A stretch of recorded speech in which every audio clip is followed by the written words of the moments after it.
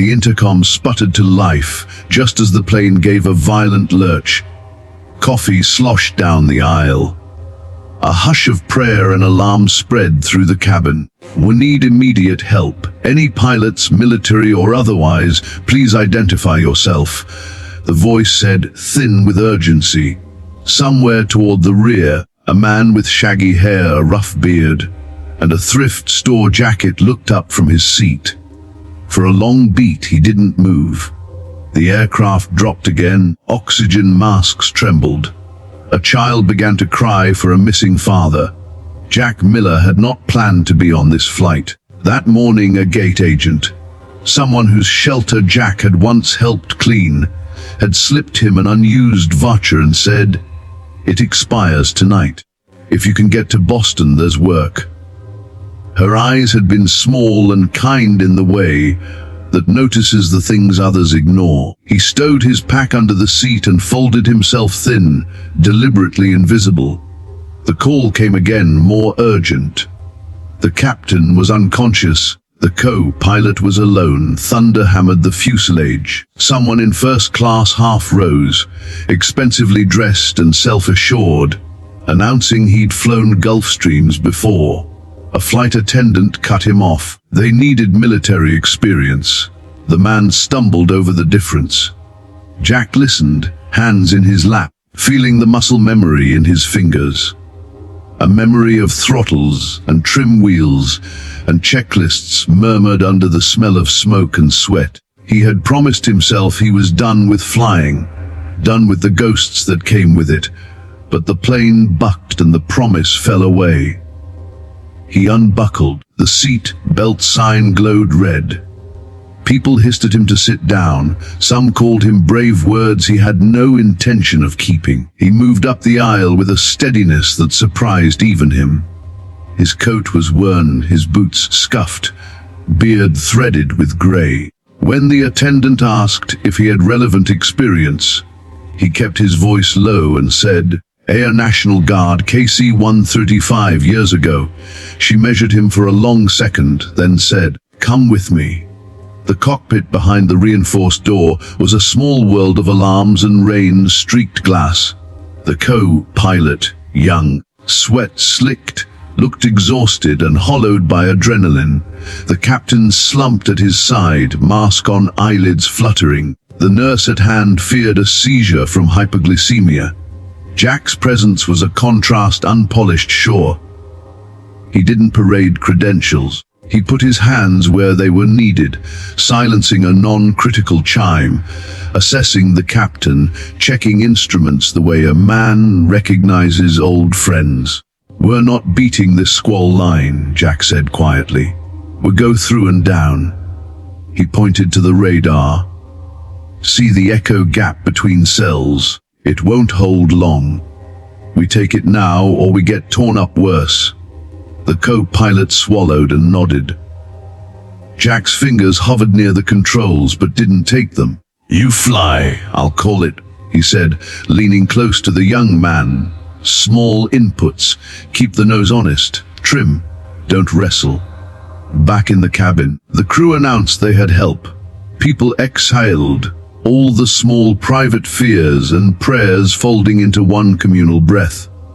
Some muttered judgments. Others crossed themselves or held hands in ways that made the flight as close to human as it could be in that moment. An old woman began to hum a hymn so soft only the woman beside her heard.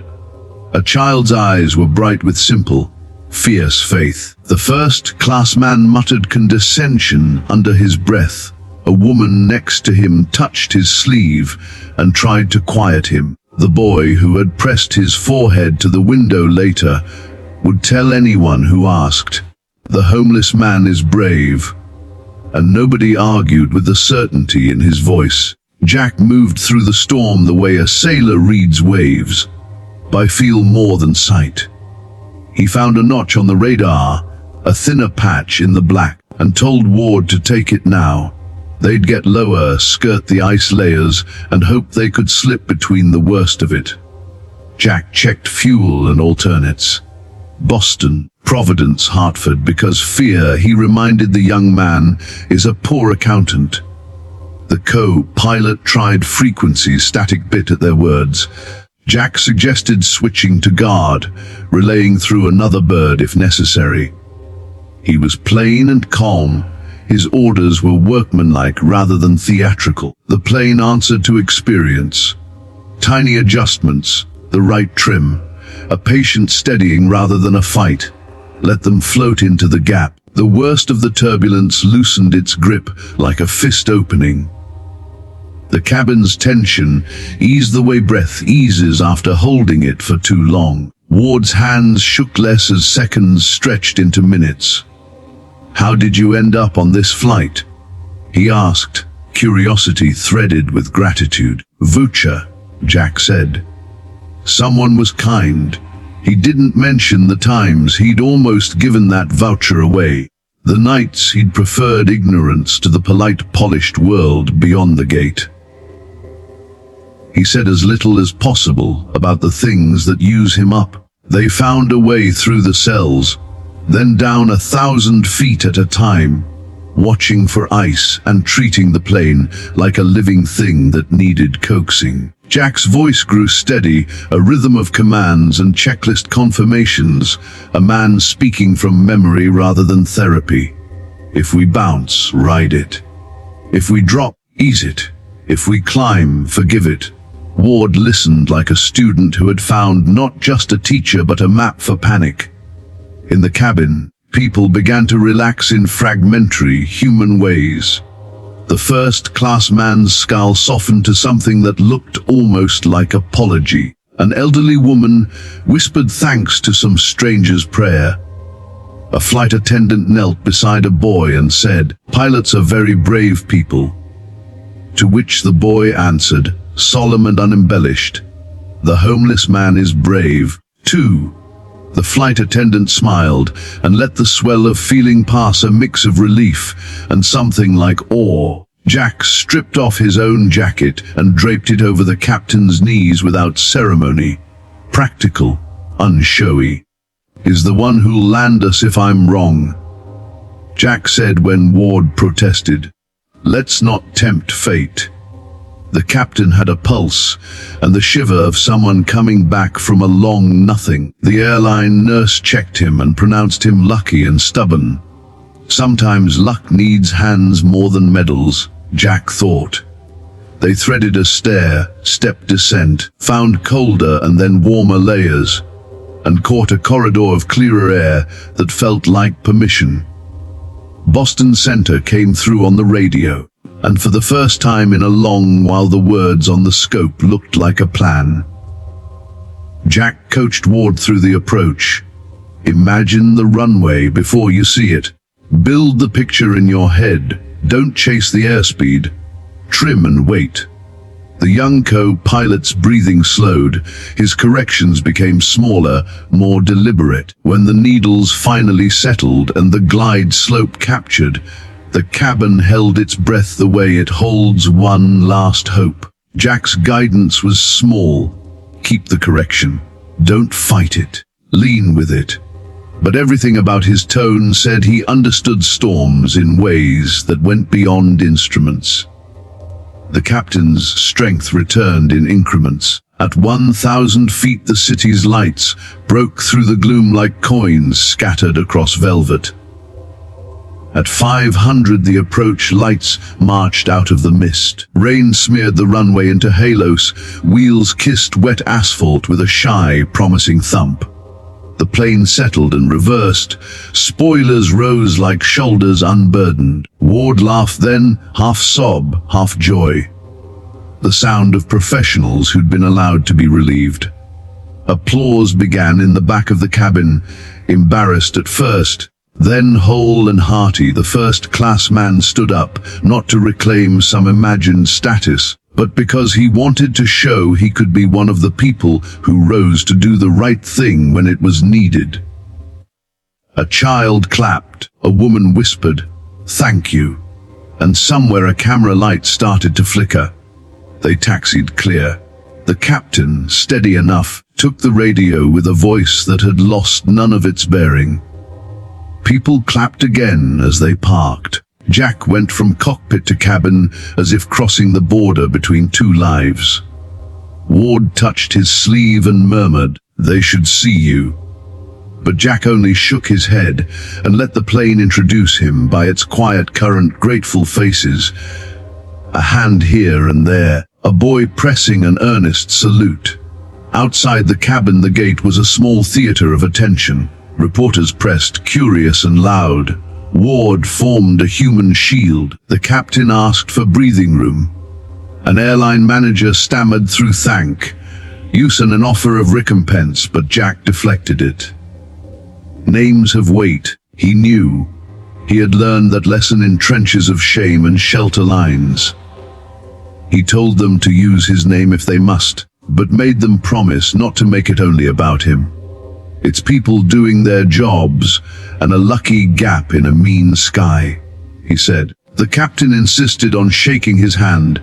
No ceremony, just gratitude, and slipped him an invitation to ride jump seat if he wanted. Jack tucked the offer into a pocket of small keepsakes, a photograph, 3 pennies, proof that he existed to more than a list of needs. By dawn, the city had downgraded its storm to a drizzle. The airline offered a hotel, a car, and an embroidered bathrobe. Jack accepted only the room after a little pressure and a nudge from Ward. He slept without much dreaming and woke with a hunger that felt like health rather than the hollow of addiction. He watched television fluff about nameless hero and turned the volume down, eating an apple from the room's basket, as if it were a lesson in gratitude. Word had spread by morning. Ward showed up in the lobby with coffee and a bag of eggs and pepper, teasing that he thought Jack might run. Jack had run enough, he said. Over bad breakfast, they talked about recurrent training and simulators and telling new hires the parts the manual leaves out, how fear sneaks into controls, how shame sits in the cockpit like a passenger, how sometimes asking for help is the bravest move. Ward asked him to sit in the sim, to tell the story to trainees. Jack hedged, then agreed. 1 session, no promises.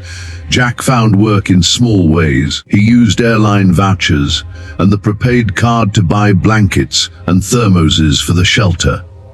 He kept his sentences short when recognized in public, offering coffee and not interviews. The shelter's roof got repaired after an earnest TV segment. A community center collected donations when a reporter captured just enough of his face and not too much glamour. Jack kept the spotlight at arm's length. He wanted usefulness without the performance. He talked at the training center one night to a room buzzing with curiosity and a few too many late night headlines. He told them what mattered: fly the plane, breathe, trim instead of wrestle, build the runway in your head. He told them about grief that fogs instruments and the quiet necessity of asking for help. Nobody took notes at first, then everyone did. Weeks passed in small reconnections. Ward used the voucher to visit his sister after 10 years of distance. Jack went to a mechanics school in a town where an old friend ran classes. He stayed to change oil on 3 cars and came away greasy and rooted. He walked old routes at night carrying thermoses and blankets, keeping distance from cameras, but not from the people who needed him. People began to recognize the man in the thrift jacket.